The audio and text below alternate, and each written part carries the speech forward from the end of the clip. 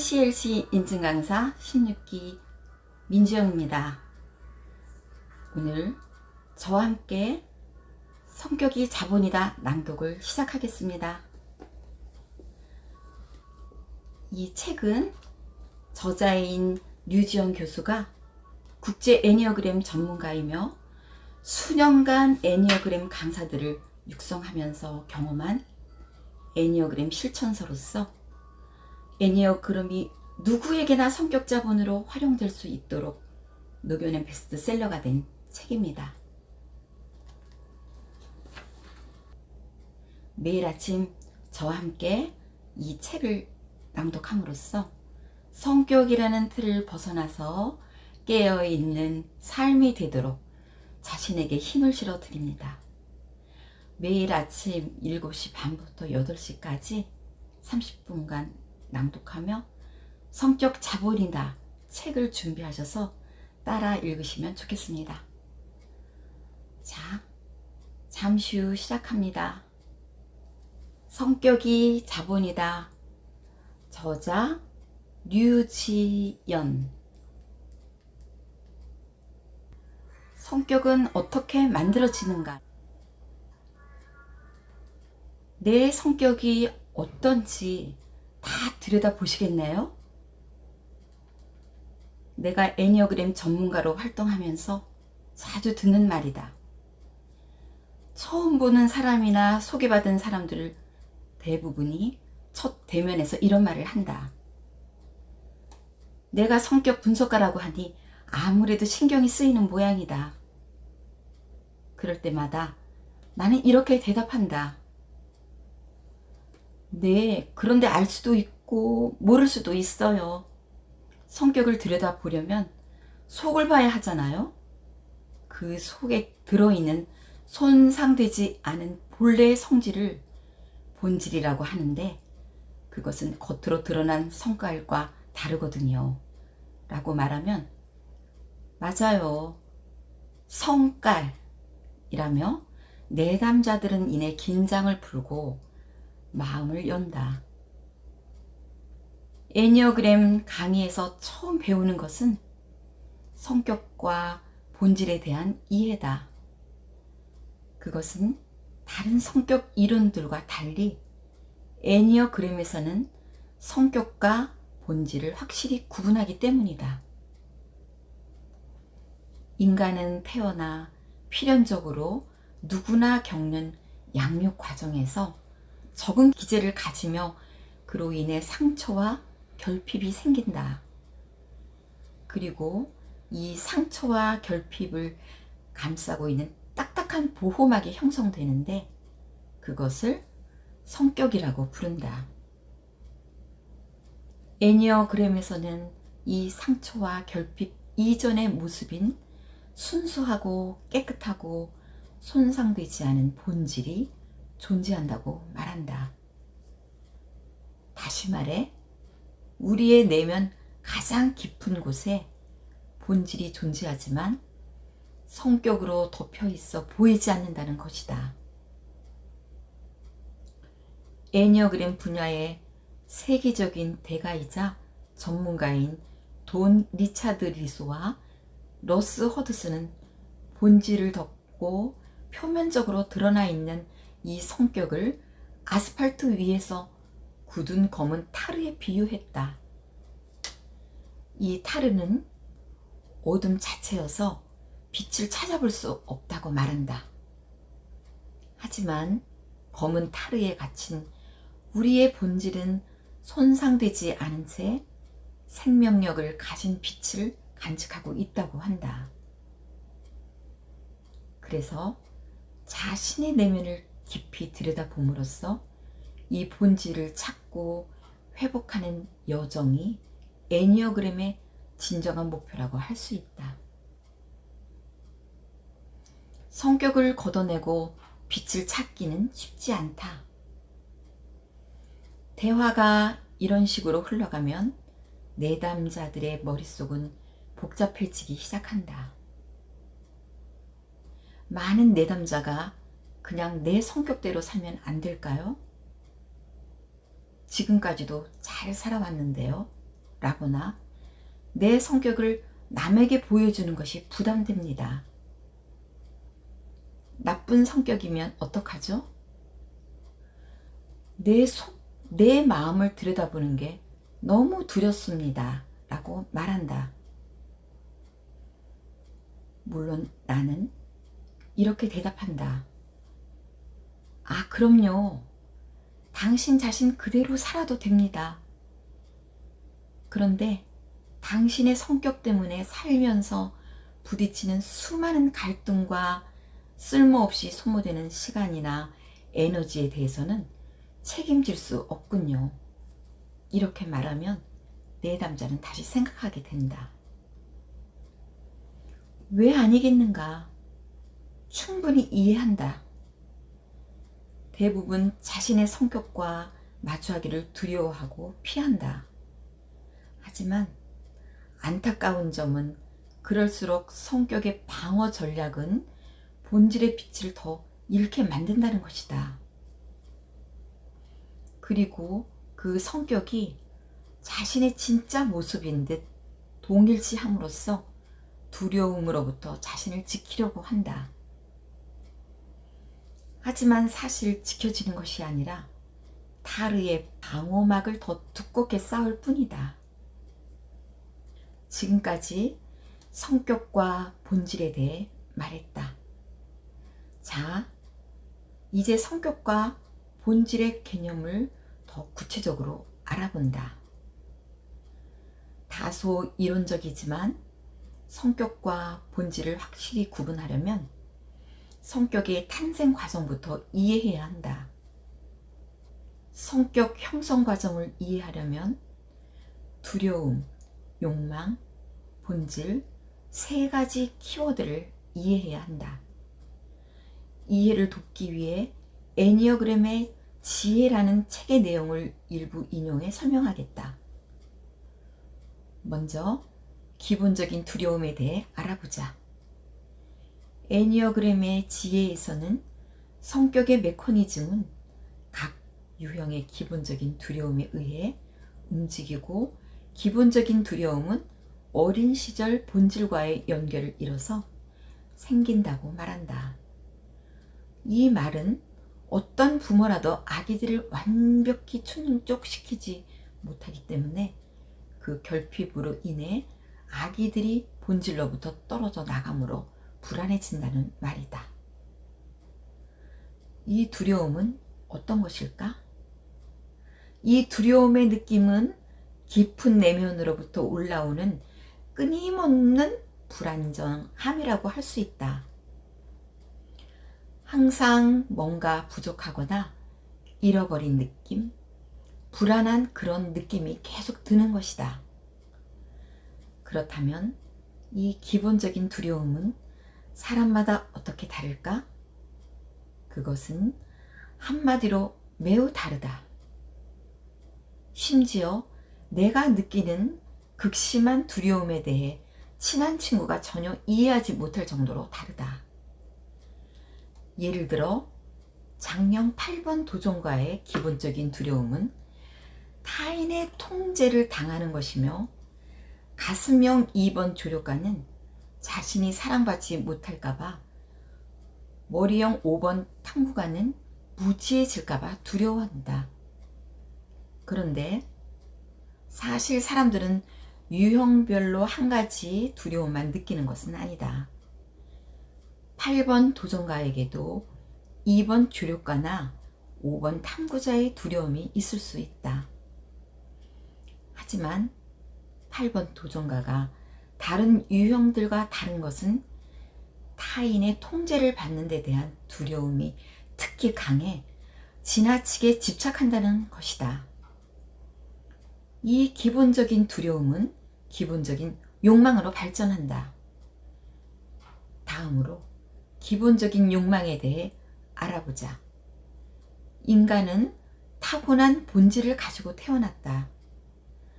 그런데 양육 과정에서 그 본질과의 연결이 끊기면서 두려움이 커지고 그것을 극복하기 위해 자연스럽게 기본적인 욕망을 추구하게 된다. 이것을 애니어그램의 지혜에서는 기본적인 두려움을 보상하기 위해 기본적인 욕망이 생긴다. 기본적인 욕망은 우리가 삶을 영위하기 위해 기본적인 두려움에 대항해 스스로 방어하는 방식이라고 설명한다. 기본적인 욕망은 기본적인 두려움에 대응하는 일종의 방어 기제이며 모든 인간이 당연히 가진 욕구다. 문제는 우리가 이 기본적인 욕망과 과도하게 추구함으로써 잘못된 방식으로 욕망이 왜곡된다는 것이다. 예를 들어 8번 도전가는 자신을 보호하려는 욕망이 끊임없는 싸움으로 왜곡되며 2번 조력가는 사랑받으려는 욕망이 필요한 사람이 되려는 욕구로 5번 탐구자는 유능해지려는 욕망이 맹목적인 지식 추구로 왜곡되어 나타난다. 이처럼 기본적인 두려움을 극복하려는 지나친 욕망은 집착으로 발전하는데 이 집착이 바로 성격이다. 그러므로 우리는 성격이 진정한 나 자신, 본질이 아님을 알고 일정한 선에서 멈출 수 있는 노력과 훈련이 필요한 것이다. 마지막으로 본질에 대해 알아보자. 본질을 이해하려면 우선 성격과 본질의 관계부터 이해해야 한다. 애니어그램의 지혜에서는 성격에 의해 억제된 본질에 대해 다음과 같이 설명한다. 어린 시절 충족되지 않은 욕구는 우리의 본질적인 정체성을 경험하는 능력을 방해하는 공백이 된다. 발달에 방해가 되는 이 공백을 메꾸기 위해 성격이 형성된다. 우리의 성격은 부러진 팔, 다리를 보호해주는 깁스와 같다. 성격은 어린 시절의 본질과 분리되면서 생긴 상처와 결핍을 보호해주는 깁스와 같다고 했다. 그런데 성격은 부상 부위의 깁스처럼 우리에게 매우 유용하지만 우리의 본질을 강하게 감싸고 있어 본질을 볼 수 없게 만든다. 이 깁스를 제거하지 않는 이상 우리는 본질이 아닌 성격대로 살아갈 수밖에 없다. 그렇다면 본질이란 무엇일까? 우리가 태어날 때 가지고 있던 손상되지 않은 나의 참 모습, 본질은 과연 어떤 모습일까? 이것은 애니어그램을 처음 접하는 사람이라면 이해하기 쉽지 않지만 키워드로 간단히 소개하면 다음과 같다. 본질의 모습은 강함, 8번 도전가, 전체성, 9번의 화학가, 선함, 1번 개혁가, 사랑, 2번 조력가, 가치, 3번 성취가, 정체성, 4번 예술가, 깨달음, 5번 탐구가, 깨어있음, 6번 충성가, 기쁨, 7번 열정가이다. 이것들이 애니어그램에서 말하는 9가지 성격 유형 속에 갇힌 본질의 모습이다.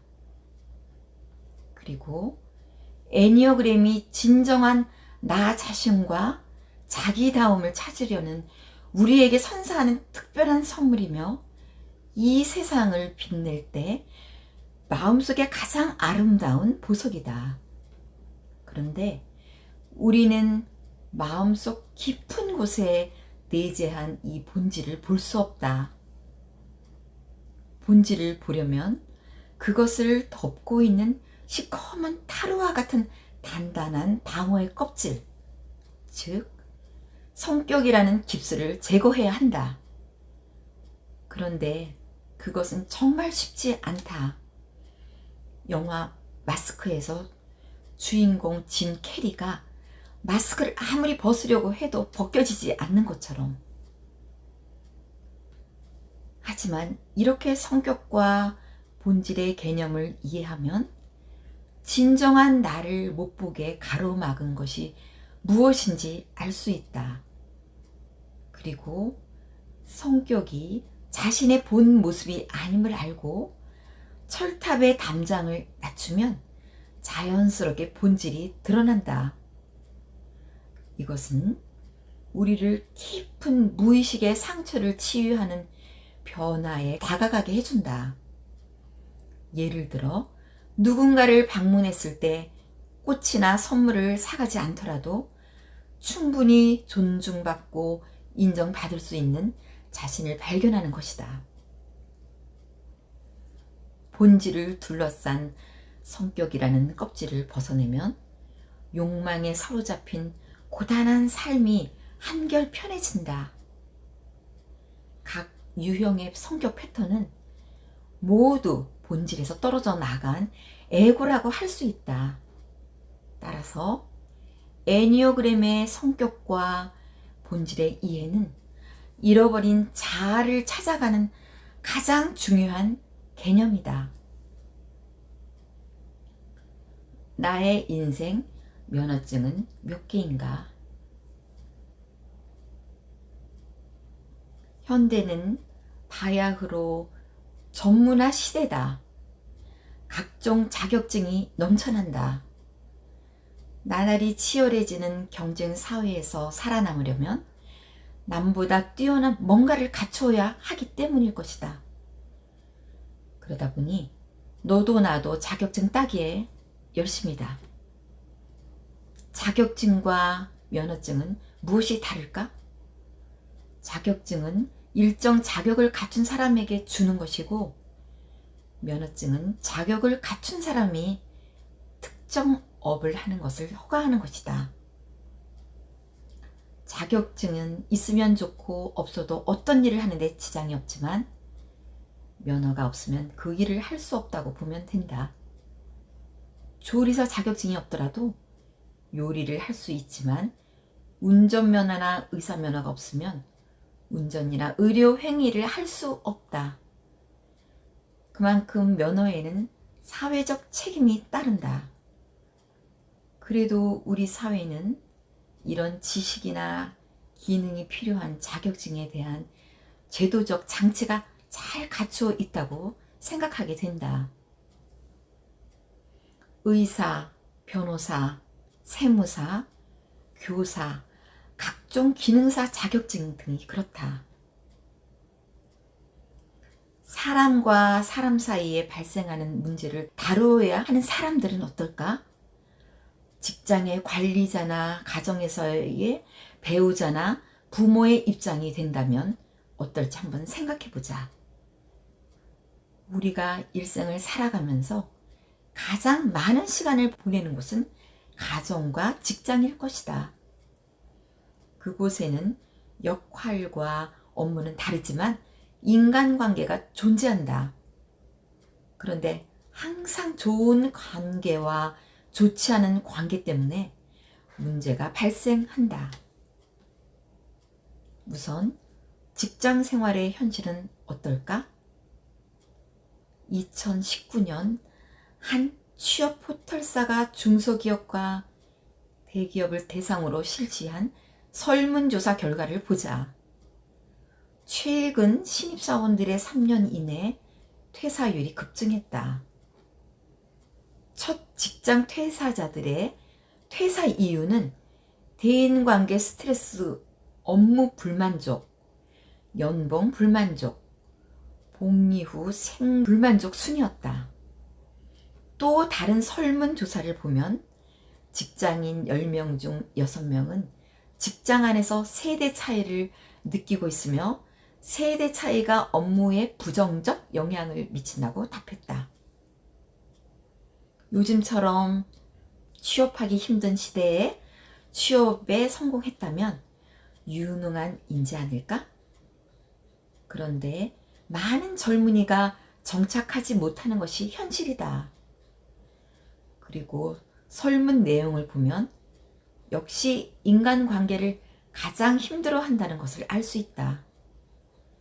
결국 소통의 문제다. 사람들이 함께 일하는 조직 사회에서는 문제가 있을 수밖에 없고 문제의 해결책도 사람에게서 찾아야 하기 때문이다. 그나마 기업 조직에서는 이런 자격 조건을 갖추기 위해 노력하고 있다고 본다. 민간 기업이나 공무원 조직은 직급이 올라가면 직무 교육 외에 사람 관리에 필요한 리더십 관련 교육을 실시하고 있다. 하지만 퇴사율이나 직무 만족도 통계를 보면 그 실효성에 의문이 들 때가 많다. 우리 가정의 현실은 어떨까? 우리는 성인이 되면 자동으로 선거권이 부여되고 결혼할 수 있고 자녀도 낳아 기르게 된다. 관련 지식이나 경험이 없더라도 제재 요건은 없다. 물론 결혼이나 육아 자격증이나 면허를 따야 하는 나라는 없지만 말이다. 결혼한 부부들의 상황은 어떨까? 육아와 교육, 노후에 대한 부담이 커지면서 결혼 연령은 점점 높아지는 추세이고 결혼을 기피하는 사람이 늘고 있다. 설사 결혼했더라도 대부분 행복하지만은 않은 것 같다. 우리나라의 이혼율은 세계 1, 2위를 다툰다. 오죽하면 부부는 전생의 원수가 만난 사이라는 말도 있지 않은가?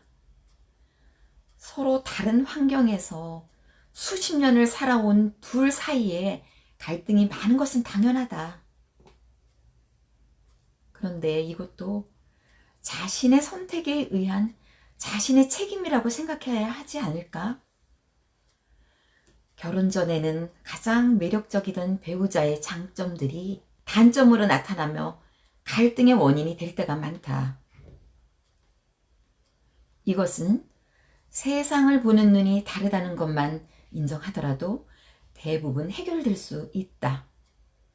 하지만 말처럼 쉽지 않은 것이 문제다. 부부관계뿐만 아니라 자녀 교육은 어떤가? 우리나라의 자녀 교육은 전적으로 부모에게 맡겨져 있다 해도 과언이 아니다. 많은 부모가 자신의 기준과 잣대로 자녀의 미래를 결정하고 싶어 한다. 진로 지도뿐만 아니라 수많은 자녀가 부모의 훈육이라는 이름의 잣대로 가혹한 폭력을 당하는 경우가 수시로 일어나고 있다. 설문조사 결과 어린 시절 학대를 받은 경험은 훗날 자신도 폭력을 행사할 가능성이 매우 높았다. 대대로 이어질 수 있다는 말이다. 나는 어떤지 생각해보자. 모든 부모가 자녀의 개성을 무시하거나 매질을 하는 것은 아니지만 자식을 키우는데 미숙한 것은 똑같다. 왜 그럴까? 부끄러운 얘기지만 우리는 어디에서도 제대로 배운 적이 없기 때문이다. 자녀는 나와 다른 성향일 수도 있고 나와 같은 인격체로서 존중받을 권리가 있다는 사실 말이다. 하지만 이것도 부모와 자녀가 서로 다른 성향을 타고났다는 점만 인정해도 대부분 해결될 수 있다. 인생을 살다 보면 자격이나 면허 없이 중요한 일을 해야 할 때가 있다. 결혼해 배우자나 부모가 되거나 직장에서 승진해 상사가 되는 경우가 그렇다. 그런데 이때 면허증을 확인할 수가 없다. 운전면허를 생각해보자. 우리는 운전면허 시험에 합격했을 때 기쁨을 기억한다. 운전면허는 생명과 관련된 것이므로 까다롭고 어렵기 때문이다. 그래서 음주운전이나 사고를 내면 면허를 정지하거나 취소한다. 하물며 평생을 함께 살아야 하는 배우자나 부모라면 어떨까? 또 직장 상사라면 어떨까? 그들이 잘못을 저지르는 경우는 운전사고에 비할 바가 아니다. 그들의 절대적 영향을 받는 배우자, 자녀, 부하 직원에게는 인생이 걸릴 중요한 일 아닌가? 당신의 면허증은 몇 개인가? 배우자 면허, 부모 면허, 직장 상사를 제도적으로 지금 당장 만들 수는 없다.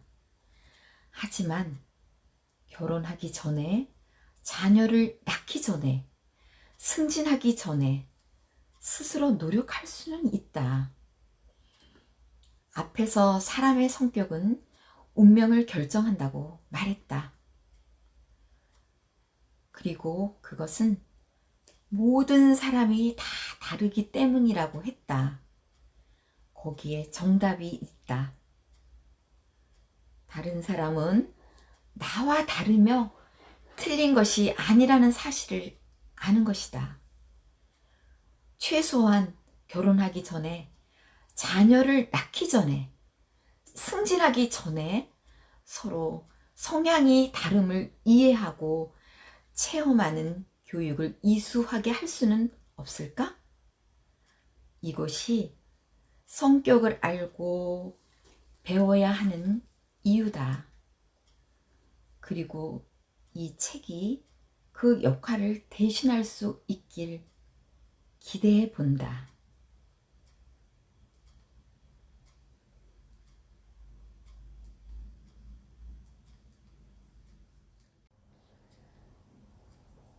왜 성격을 알아야 하는가? 세상에서 가장 비싼 식사값은 얼마일까? 소크라테스와 점심을 함께 할 수만 있다면 애플이 가진 모든 기술을 그것과 바꾸겠다. 애플의 창업주 스티브 잡스가 세상을 떠나기 전 마지막 인터뷰에서 남긴 말이다.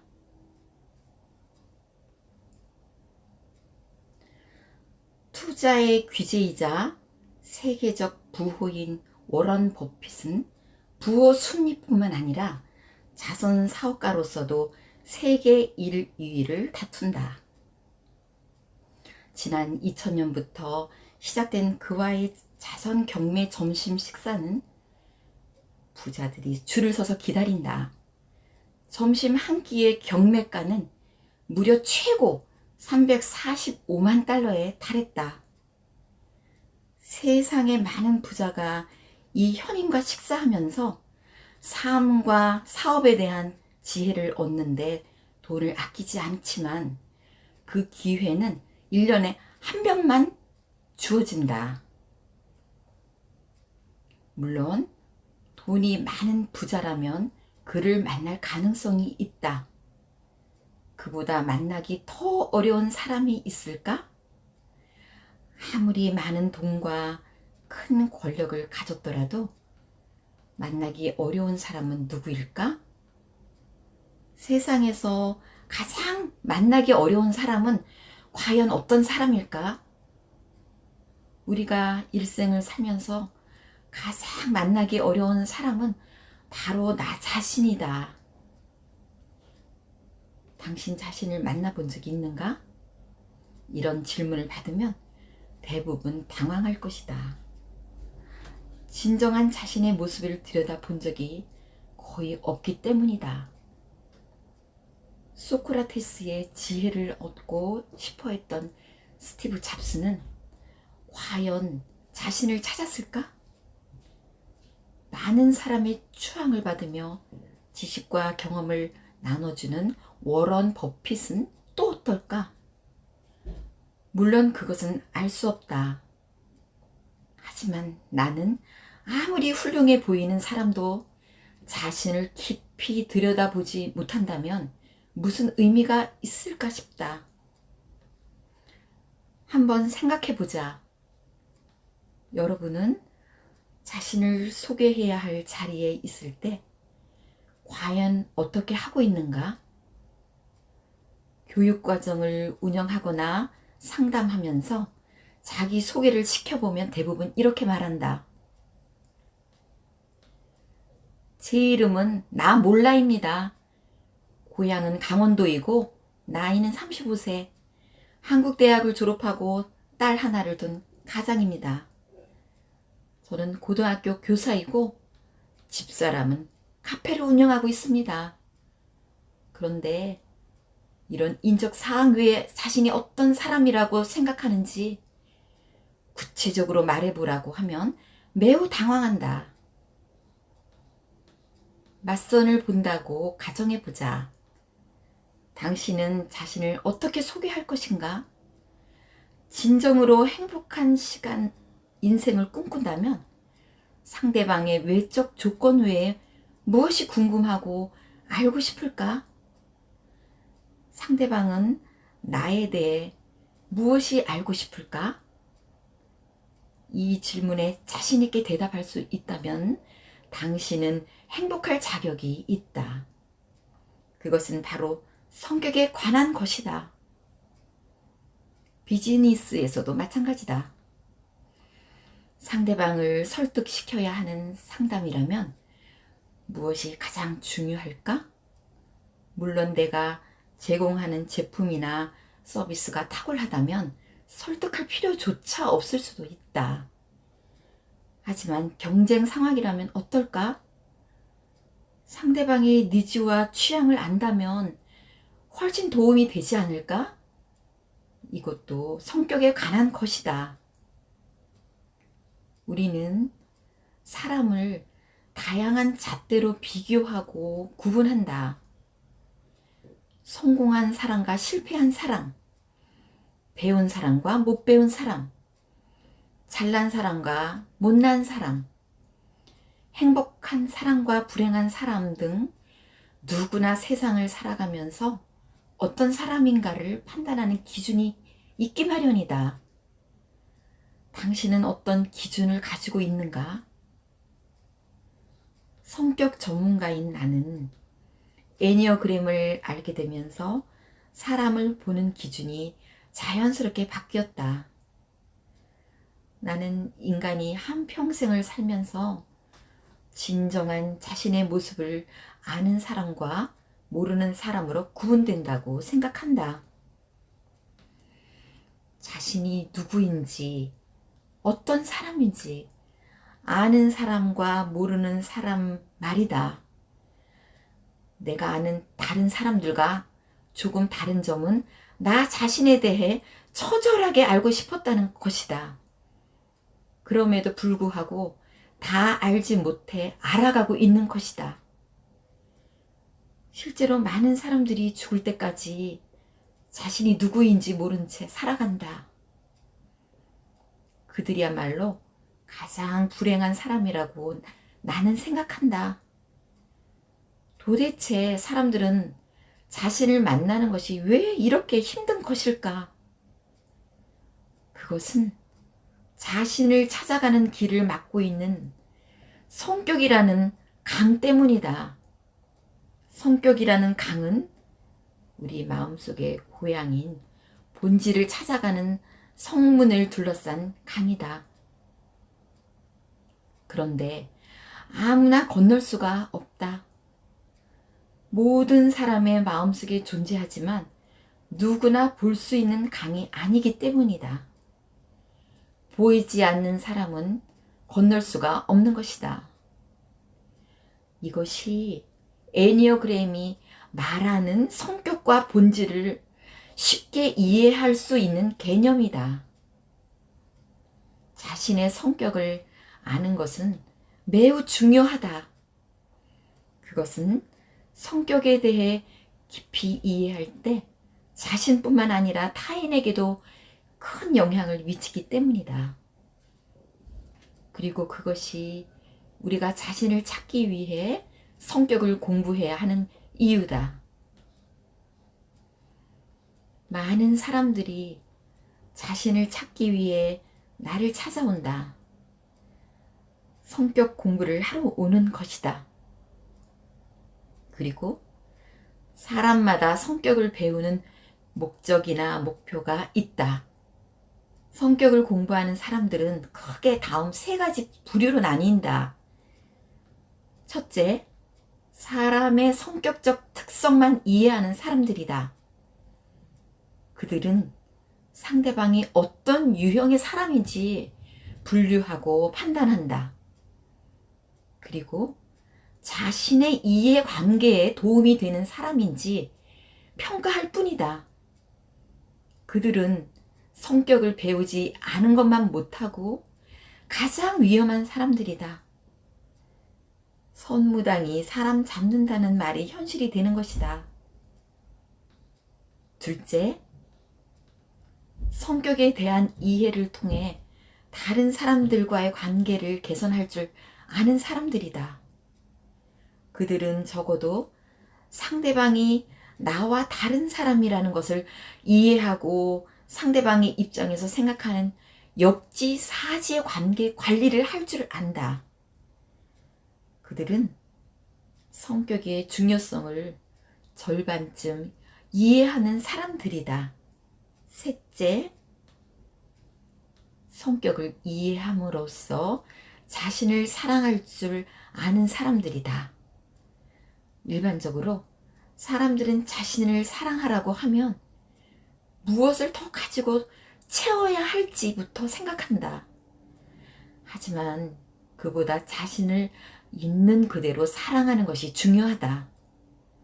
그랬을 때 우리는 자신을 가두었던 틀 안에서 나를 꺼내 사랑할 수 있게 된다.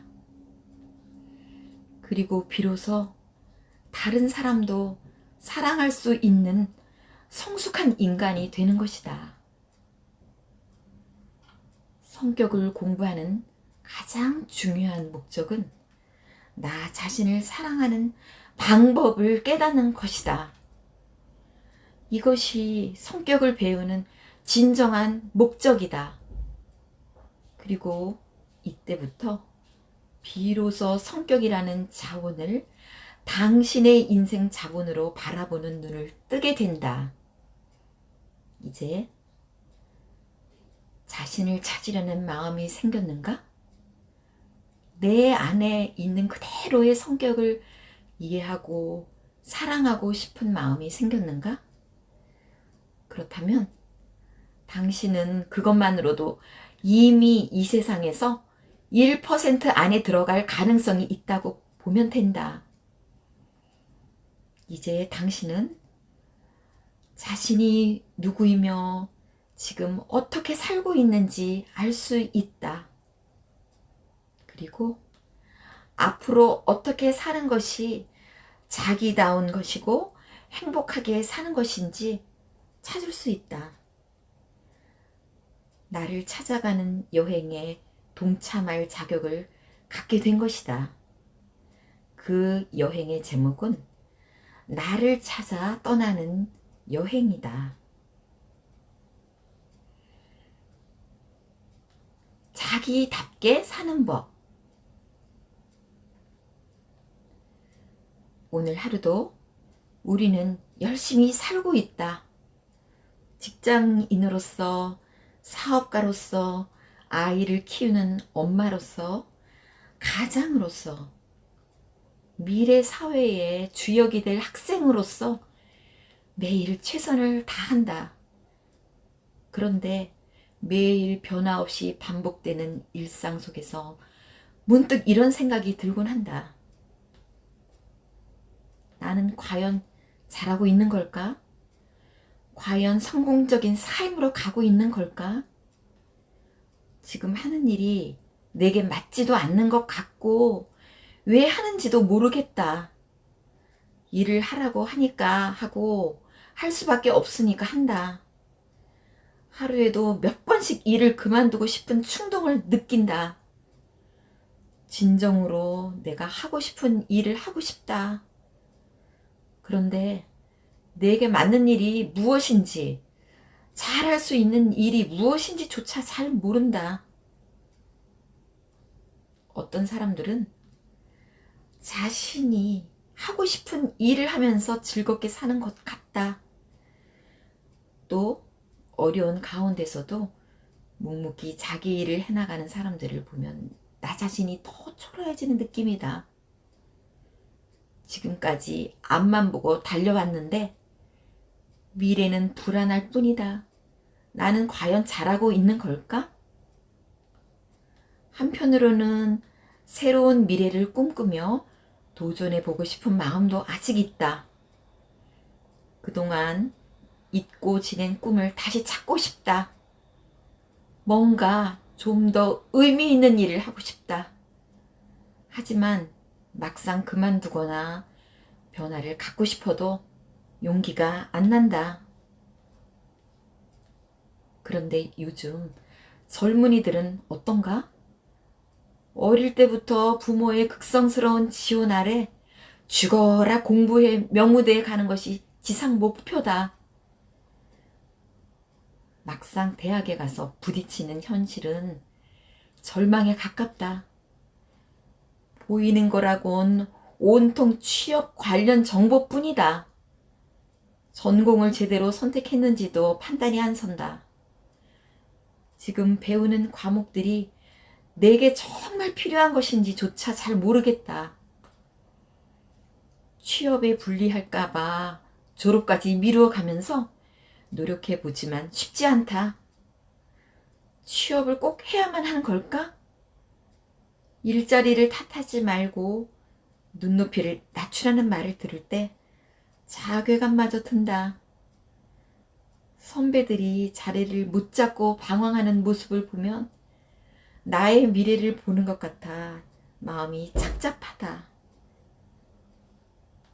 대학 시절은 세상을 배우고 자기가 하고 싶은 일을 구상하고 친구들을 사귀면서 다양한 경험을 쌓고 시각을 넓혀 나가야 할 때다.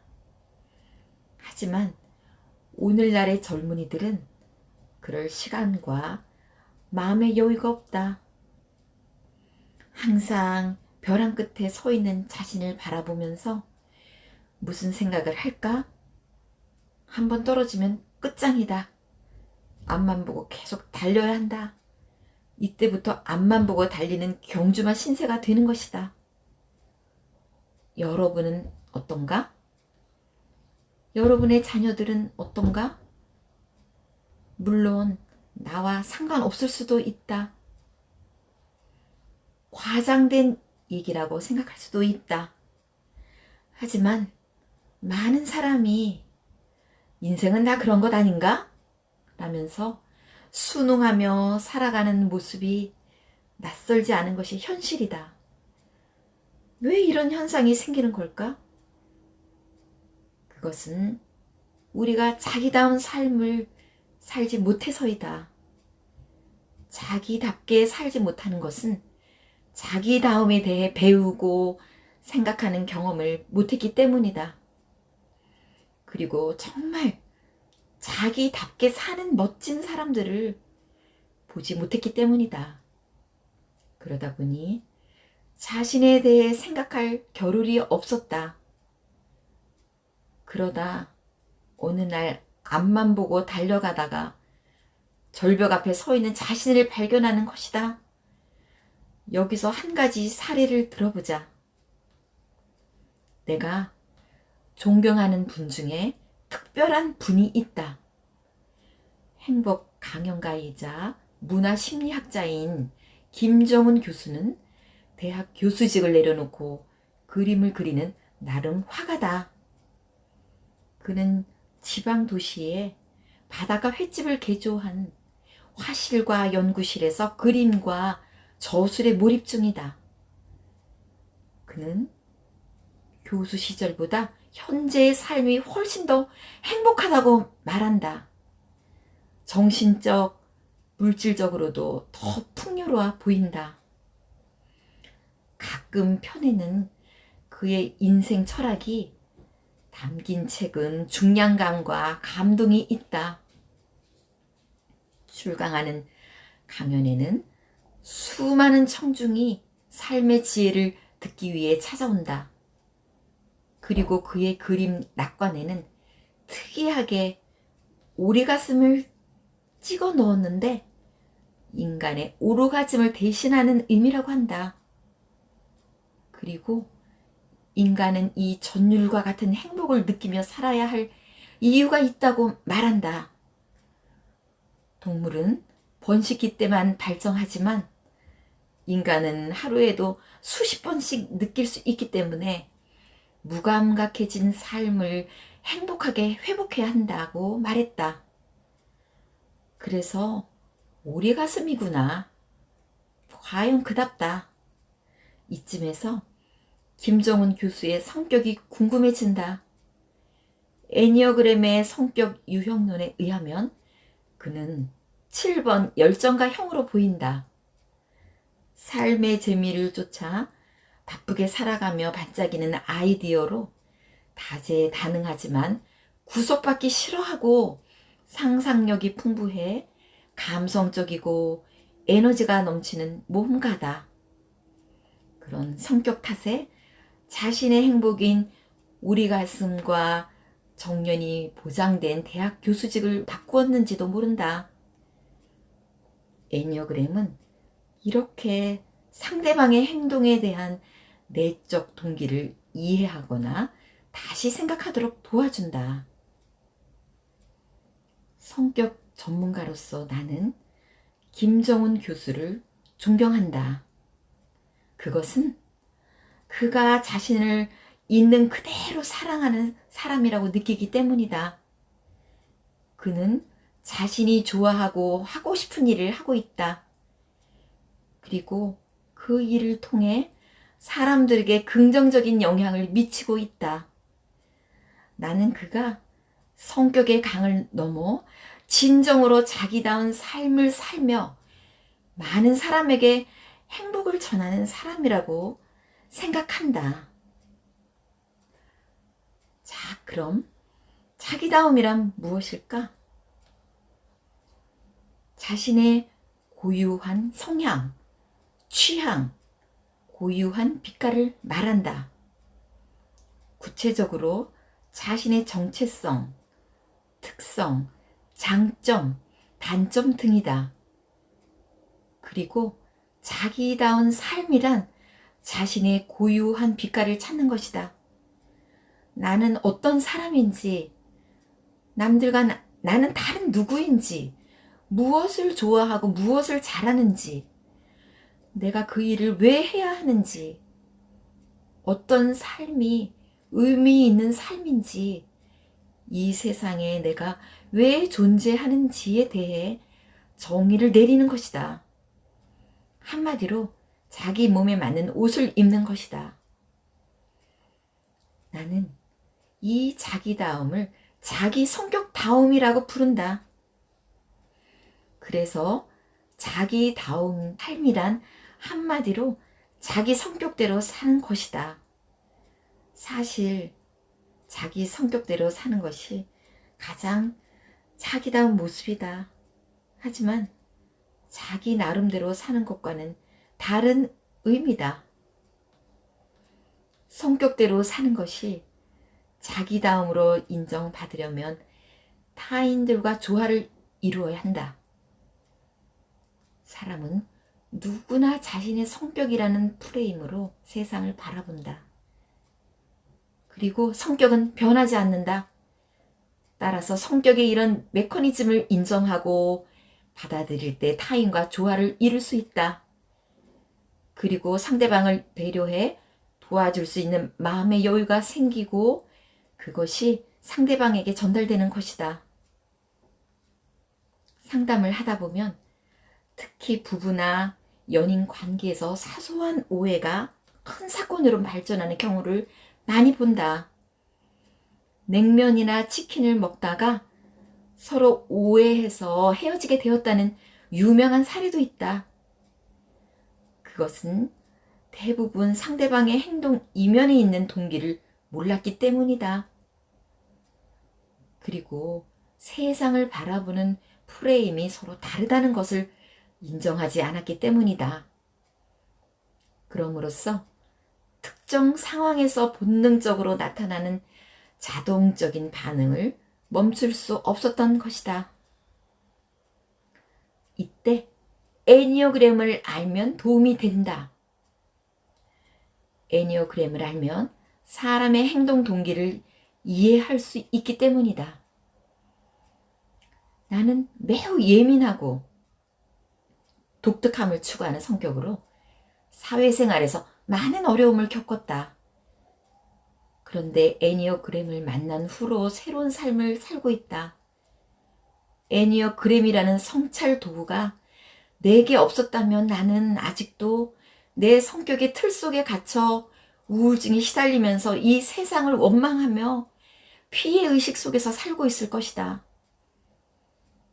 이제 결론을 내려보자.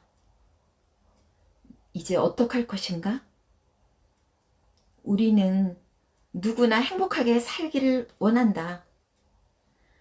그런데 많은 사람이 더 많이 가지는 것이 행복이라고 생각한다. 또 어떤 사람들은 버려야 행복할 수 있다고 말한다. 그러나 소유나 무소유의 개념보다 관점을 조금만 바꾸어 보자. 우리 자신, 궁극적으로 나 자신에게 초점을 맞추어 보자. 그것은 바로 자기 다움을 찾는 것이다. 우리가 진정으로 행복하게 산다는 것은 자기답게 사는 것이고, 행복한 삶이란 자기다운 삶이다. 자기답게 살려면 어떻게 해야 할까?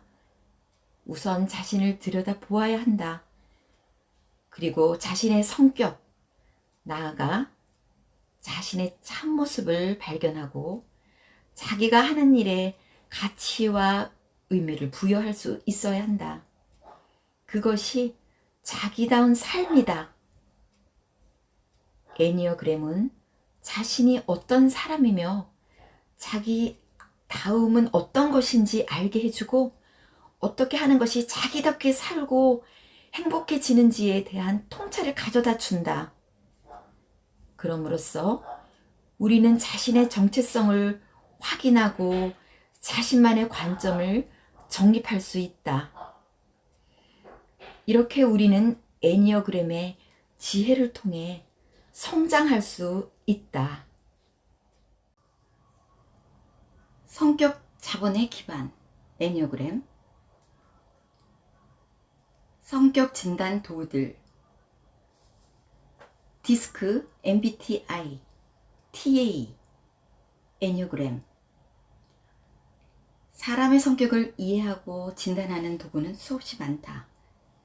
그중 가장 많이 널리 알려지고 사용되는 것은 디스크, MBTI, TA, 애니어그램이다. 이 진단 도구들은 모두 전 세계적으로 보급되어 그 효과가 검증된 것들이다. 따라서 그 효과성을 비교해 순위를 매기기는 쉽지 않다. 다만 각 도구는 장단점이 있으며 적용 대상자에 따라 유용성이 달라질 수 있다. 각 도구의 유래, 특성, 구조, 장단점을 살펴보면 다음과 같다. 디스크는 1928년 미국의 윌리엄 마스톤이 개발했다. 디스크는 인간의 행동 유형 진단 도구다. 상대방을 한눈에 알 수 있는 쉽고 탁월한 심리 도구다. 디스크 행동 유형 모형은 속도와 우선순위에 따라 4가지 행동 특성으로 나뉜다.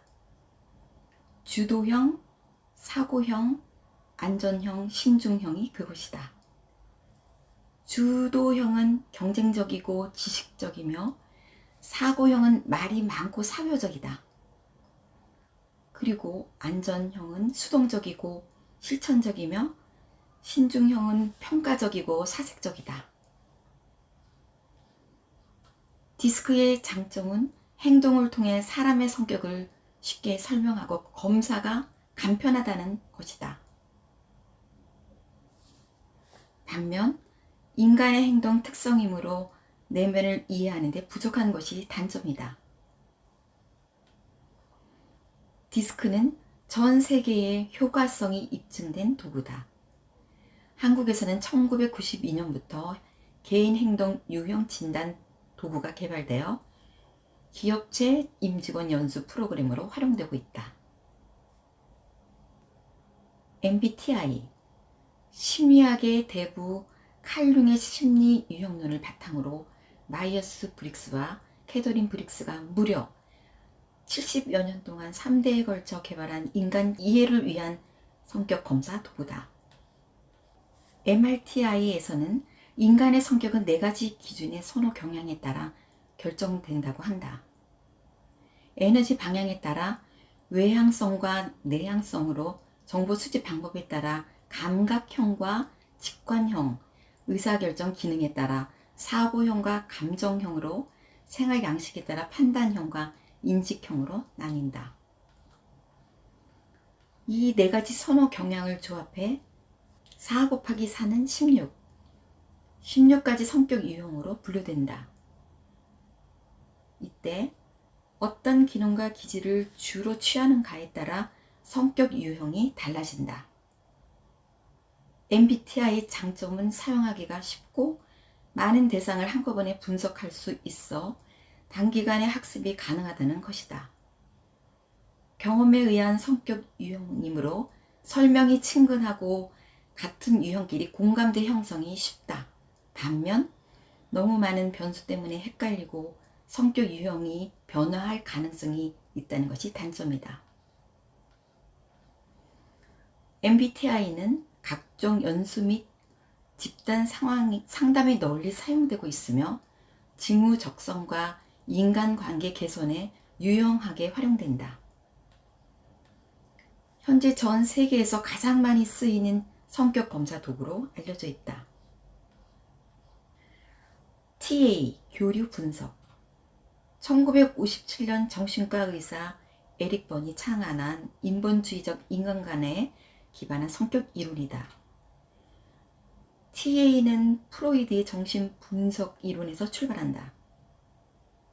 에릭 번은 환자의 대화, 행동 등을 관찰해 연구의 기초를 마련했고, 어려운 정신 분석 이론을 쉽게 활용할 수 있도록 심리치료법으로 개발했다. 교류 분석은 한마디로 인간관계의 교류를 분석하는 것으로 인간관계가 존재하는 모든 장면에 적용할 수 있는 이론이다. 에릭 번은 환자의 대화와 행동을 관찰한 결과 사람의 마음은 어른의 상태일 때, 어린이 같은 상태일 때, 부모와 같은 상태일 때가 있다는 사실을 알아냈다. 그래서 마음의 구조를 설명할 때 PAC라는 3가지 자아로 부르기로 했다. P는 부모 자아, A는 성인 자아, C는 어린이 자아를 뜻한다.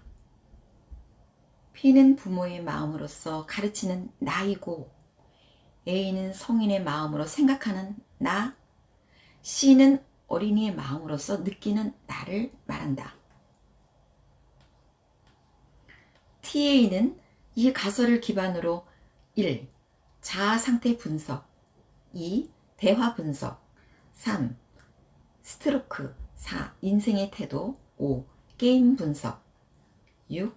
각본 분석 분야에서 인간관계의 교리를 분석하는 일종의 성격 이론 체계인 동시에 심리치료 기법이라고 할 수 있다.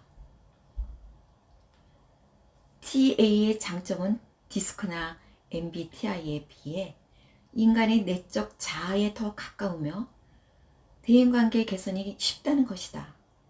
반면 주요 개념들이 어렵고 추상적이어서 지적 능력이 낮은 사람은 이해하기 어려울 수 있다는 것이 단점이다. TA는 상담가나 목회자들의 심리 상담 치료 기법으로 매우 유용하며 기업이나 조직 구성원들의 자기개발, 리더십, 대인 능력 개발, 동기부여, 인간관계 개선, 원활한 커뮤니케이션 등에 다양하게 활용된다. 애니어그램. 애니어그램의 어원은 그리스어어 애니어라는 숫자 9와 그림, 점을 뜻하는 그라모스의 합성어로 9개 점으로 이루어진 그림을 뜻한다. 애니어그램은 원과 9개의 점, 그리고 그 점들을 잇는 선으로 구성된 단순한 도형이지만 그 안에는 우주의 법칙과 인간 내면의 모든 것이 상징적으로 표현되어 있다. 애니어그램 이론은 한 가지 근원에서 온 것이 아니며 고대 전통에서 비롯된 지혜와 현대 심리학이 결합된 것이다. 애니어그램은 기원전 2500년 중동 지역에서 유래됐다고 전해지며 정확한 기원은 알 수 없다.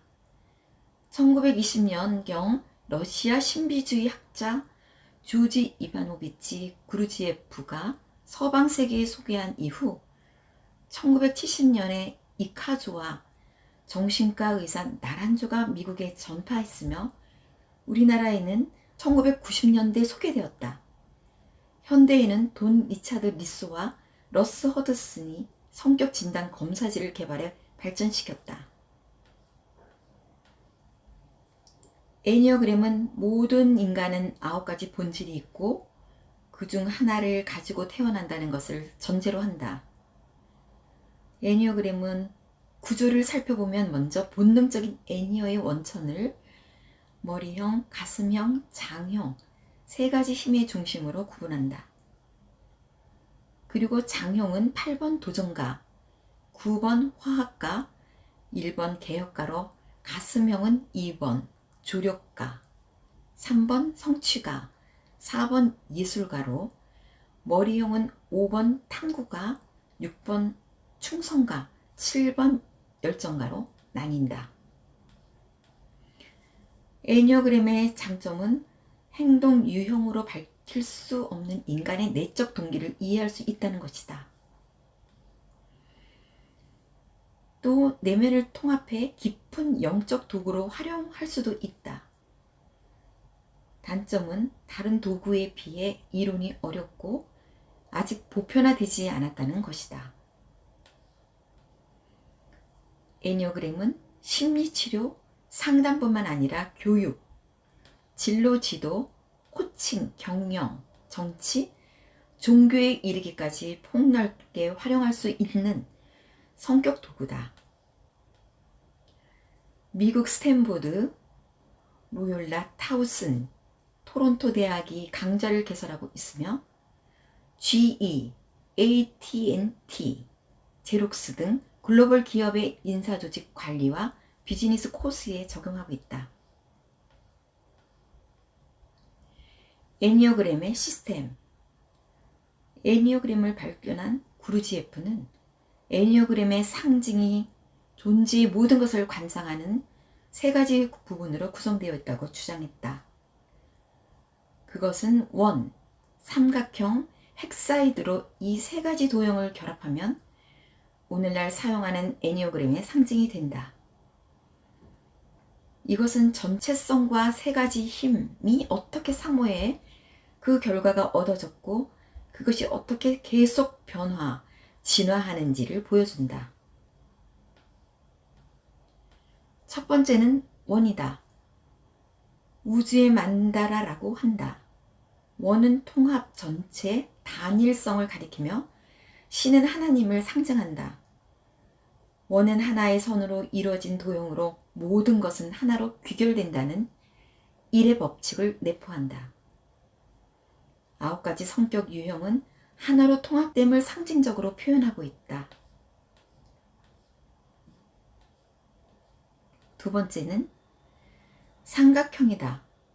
기독교의 삼위일체, 성부, 성자, 성신, 불교의 불, 법, 승, 도교의 천, 지, 인 등 3개의 주요 종교들도 우주가 이원성이 아닌 삼원성에서 생겼다고 한다. 963으로 이어지는 삼각형은 세 가지 힘이 균형을 이룰 때 가장 완벽해진다는 3의 법칙을 의미한다. 3의 법칙으로 이상적인 인간상에 다다를 수 있음을 표현하고 있다. 세 번째는 헥사드다. 애니어그램의 상징에서 142857로 연결되는 부분이다. 이것은 구르지예프가 명명한 7의 법칙을 상징하며 존재하는 모든 것은 정체되어 있지 않음을 보여준다. 9가지 성격 유형이 항상 상호작용하며 변화한다는 것을 의미한다. 일주일, 원소 주기율표, 서양 음악의 옥타브도 모두 7의 법칙에 근거하고 있다. 애니어그램의 구조는 크게 세 가지 힘의 중심과 9가지 성격 유형으로 구성된다. 그리고 부속 유형으로 날개, 화살, 발달 수준, 하위 유형이 있다. 힘의 중심은 사람이 살아가면서 얻게 되는 에너지의 근원으로 머리형, 가슴형, 장형 세 가지가 있다. 머리형의 내적 정서는 주로 근본적인 두려움이며 사고 중심으로 생각한다. 가슴형의 내적 정서는 주로 수치심이며 감정 중심으로 느낀다. 장형의 내적 정서는 분노이며 주로 본능에 의존해 행동하게 된다. 힘의 중심 센터는 다시 세 가지로 나뉘어 9가지로 분류되는데 여기에 성격 명칭과 번호를 붙여 기본 유형이라고 부른다. 장형은 8번 도전가, 9번 화학가, 1번 개혁가로 가슴형은 2번 조력가, 3번 성취가, 4번 예술가, 머리형은 5번 탐구가, 6번 충성가, 7번 열정가로 나뉜다. 유형을 번호로 지칭하는 것은 연령, 성별, 지역과 상관없이 동등하다는 중성적 의미를 담고 있다. 날개는 기본 유형의 양옆에 있는 두 유형이다. 그중 점수가 높은 유형을 우세한 날개라고 하며 기본 유형이 균형적으로 발전하도록 도와준다. 어떤 날개를 쓰느냐에 따라 성격이 다르게 보인다. 화살은 인간의 역동적인 성격 변형의 흐름을 말한다. 건강할 때는 에너지가 화살표 반대 방향으로 향하는데 이때는 해당 유형의 장점을 닫게 된다. 반면 불건강할 때는 에너지가 화살표 방향으로 향하며 이때는 해당 유형의 단점을 닫게 된다. 따라서 자신이나 타인의 에너지 흐름과 행동을 예측하는 데 매우 유용하다. 마지막으로 성격의 발달 수준은 성격의 건강도를 말하며 1에서 9단계로 나뉜다. 발달 수준은 크게 건강한 범위 1에서 3수준, 평균 범위 4에서 6수준, 불건강한 범위 7에서 9수준으로 구분하며 개인이 자신의 성격과 진정한 자신을 얼마나 동일시하고 있는가를 보여준다. 또 다른 부속 유형으로 하위 본능이 있다. 하위 본능은 자기 보존 유형, 사회적 유형, 1:1 유형 세 가지로 구분되며 좀 더 깊이 있게 유형을 탐색할 수 있다. 애니어그램은 이렇게 개인의 성격을 깊이 있게 알고자 할 때 탁월함을 발휘하는 도구다. 애니어그램의 차별성. 국내에서 사용 중인 유명한 성격 도구들이 많이 있다. 그중 특히 애니어그램은 인간의 겉모습이 아닌 속마음을 읽는 도구로 다른 성격 진단 프로그램을 뛰어넘는 독보적인 차별성이 있다. 첫째, 애니어그램의 독창적인 시스템이다. 애니어그램의 원형은 세 가지 이상의 도형이 합쳐진 형상으로 이 시스템을 이해하면 삼라만상의 의미를 풀어낼 수 있을 만큼 신비스럽다. 원은 단일성, 합일, 완전함을 뜻하며 삼각형은 원 안에서 조화와 균형을 이룰 수 있는 안정감을, 헥사든은 방향성과 연속성을 의미하며 9가지 성격 유형이 항상 상호작용하고 역동적으로 변화한다는 것을 표현하고 있다. 애니어그램 외에 어떤 성격 도구도 이렇게 완벽한 시스템을 가지고 있지 않다. 둘째, 애니어그램의 깊이다. 애니어그램은 활용되는 성격 도구 중 역사가 가장 오래되고 강력한 자기 성찰 도구다. 성격의 겉모습인 행동의 내적 동기를 이해함으로써 근본적인 관계 개선이 가능하다. 또 다른 성격 도구와 달리 그 깊이를 더해주는 것이 의식 수준이다. 타계한 돈 리차드 리소는 인간의 의식 세계를 건강도에 따라 1에서 9의 수준으로 밝혀내 애니어그램의 발전을 한 단계 높였다. 애니어그램의 수평적, 수직적 구조와 깊이를 어떤 성격 도구도 따라갈 수 없다. 셋째, 애니어그램의 규칙이다. 한번 찾은 자신의 성격 유형은 변하지 않는다는 불변성과 1에서 9라는 숫자로 표시한 상징성이다.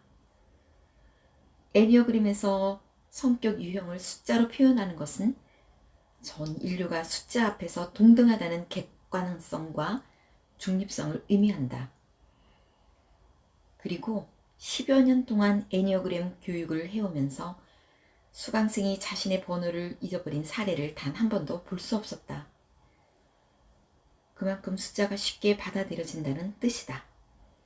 예를 들어 MBTI의 경우 복잡한 영어 표기를 외우기가 쉽지 않고 자기 유형을 잘 기억하지 못하는 것이 사실이다. 넷째, 애니어그램의 역동성이다. 애니어그램은 그 밖에도 부속 유형으로 발달 수준, 날개, 화살 이론이 있다.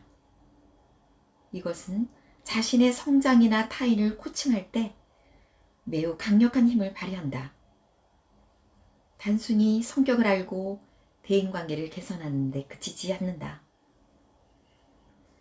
현재 건강도와 날개의 활용 상태를 인지하고 자기의 성격 성장과 퇴고 방향을 예측할 수 있다. 이것은 애니어그램이 매우 역동적이라는 것이다.